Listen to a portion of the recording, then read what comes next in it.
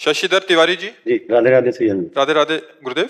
गुरुदेव, गीता में भगवान ने निष्काम भक्ति को श्रेष्ठ बताया है। हम ग्रस्त हैं, संसारिक हैं, तो क्या भगवान से संसारिक वस्तु पदार्थों को मांगना गीता में ही भगवान ने 4 प्रकार के भक्त बताए हैं।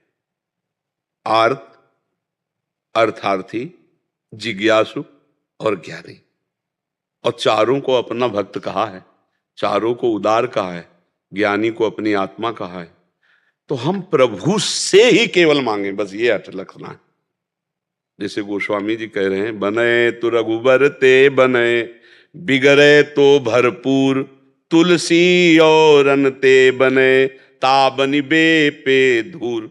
अगर मांगना ही है तो सिर्फ प्रभु से मांगना, संकट निवृत्ति करनी तो सिर्फ प्रभु से। तो भगवान ने कहा वो उदार हैं, मतलब हमारे मांगने को भी भगवान उदार कर रहे हैं।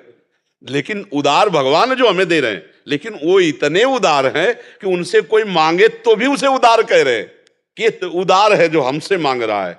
जैसे पिता अरबपति है और बेटा किसी दूसरे से 2 रुपए मांग रहा हो तो पिता को बुरा लगे ना। और जब अपने पिता से वो मांग रहा है तो खुश हो जाता है।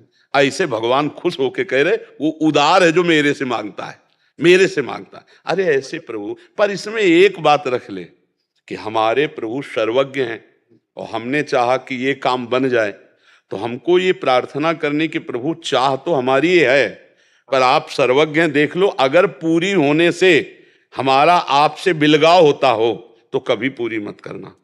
आपके विरुद्ध कोई हमारी मांग हो तो कभी पूरी मत करना। प्रभु आपको जिसमें अच्छा लगे मांगेंगे तो हम आपसे, क्योंकि आपके बच्चे हैं, आपसे मांगेंगे। पूरा ना पूरा होना ये आपकी इच्छा के ऊपर है। आप है तो इसमें हम श्रद्धावान होकर चलते रहेंगे, नहीं तो हमारी श्रद्धा में ठेस पहुंच जाएगी। जैसे हमने चाहा कि प्रभु तो जरूर हमारी बात ये पूरी कर देंगे, और उनको लगा कि पूरी करने में ये विषय संसार में फंस जाएगा और उन्होंने पूरी ना की, तो आपको फिर लगेगा ना कि भगवान ने मेरी बात नहीं। हम गृहस्थ हैं गुरुदेव जी, और न चाहते हुए भी भगवान से मांगना पड़ा। हम मानते हैं ये बात, क्योंकि जब तक ज्ञान नहीं होगा, जब तक ज्ञान नहीं होगा तब तक मांगना पड़ेगा। नहीं तो मालिक ठाकुर जी हैं, मुनीम आप हैं, तो घाटा और मुनाफा ठाकुर जी का, आपको क्या मांगने की जरूरत है।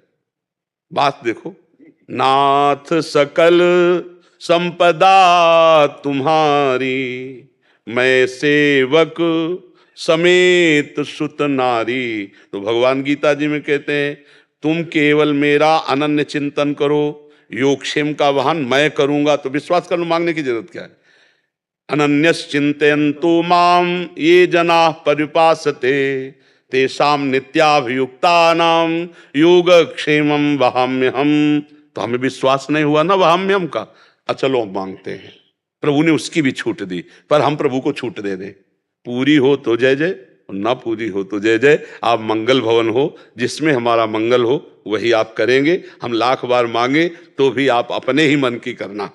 तो हम ऐसे अगर चलेंगे तो भगवत प्राप्ति भी हो जाएगी और हमारी कामनाएं शांत या पूर्ण हो जाएंगी। भगवान कामना पूर्ण जब नहीं करते तो उसको नष्ट कर देते हैं। वो कामना हमको फंसाने वाली होती है। हमें लगता है कि नहीं यार, इसको पूरी होने में क्या फंसते हम, लेकिन उनको पता है कई तरह की बात होती है। कभी कभी वो पिटवा कर प्रतिकूलता और विपत्ति देकर अपनी तरफ दौड़ाते हैं, क्योंकि हम लोग बड़े वैसे हैं। हाँ, मतलब हम तो देहाती भाषा में कहते हैं चिपकू स्वभाव।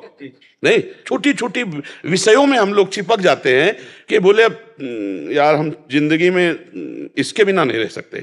कितनी ऐसी बातें हैं जिनके बिना हम नहीं रह सकते। एक पेस्ट में बोले हम तो केवल अमुक पेस्ट ही करते हैं, मतलब हमारा एक चिपकू स्वभाव है, पकड़ने वाला स्वभाव है। तो हमने क्या क्या पकड़ रखा है आप देखो।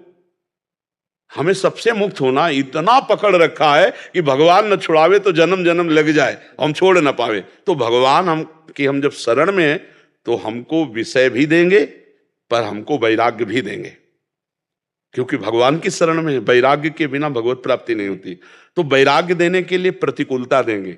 जैसे पुत्र से अधिक प्यार है, अब थोड़ा पुत्र का, हाँ, अब वो आपसे प्रतिकूल व्यवहार करेगा क्योंकि आपका राग नष्ट होना है। जहां जहां आपका राग है, भगवान उससे राग रहित करने के लिए कभी कभी प्रतिकूल व्यवहार। तो अगर भक्त संतों का संग करता है तब तो उसका विचार सही दिशा में जाता है, नहीं तो गलत दिशा में चला जाता है, वो प्रतिकूल सोच जाता है, वो निगेटिव सोच उसको फिर वो भक्ति रहित कर देती है। तो हमें ये प्रार्थना आपसे करनी कि मांगिए, पर भगवान के भरोसे होकर परिणाम को भगवान के ऊपर छोड़ दीजिए, तो उससे बड़ा मंगल रहेगा।